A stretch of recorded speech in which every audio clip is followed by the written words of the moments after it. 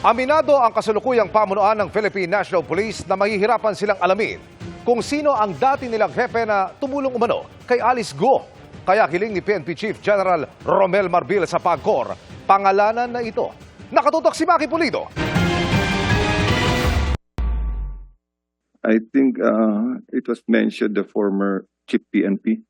Ang hindi pinangalan ng ex-PNP chief na tumulong kay Alice Guo para makalabas ng Pilipinas, patuloy na inusisa ni Senador Robin Padilla sa pagsalang ng PNP sa budget hearing sa Senado. Pero sabi ni ngayon PNP Chief Romel Marbil, mahihirapan sila kung hindi tututukuyin ng PAGCOR official na nagsiwalat nito sa Senate hearing. We are investigating 24 of our former chief PNP kung involved po sila. And we're not happy with what he said. Since he's under oath, he have to tell us kasi it affects the whole organization.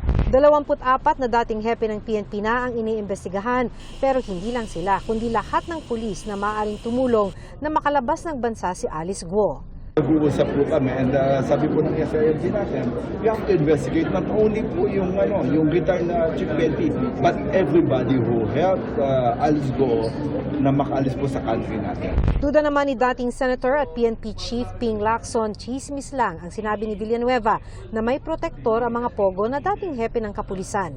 Ganun pa man, sabi niya, kailangan pa rin i-verify ang impormasyon. Sinusubukan pa namin kunan ng pahayag ang iba pang naging dating PNP Chief. Para sa GMA Integrated News, Maki Pulido, nakatutok, 24 oras.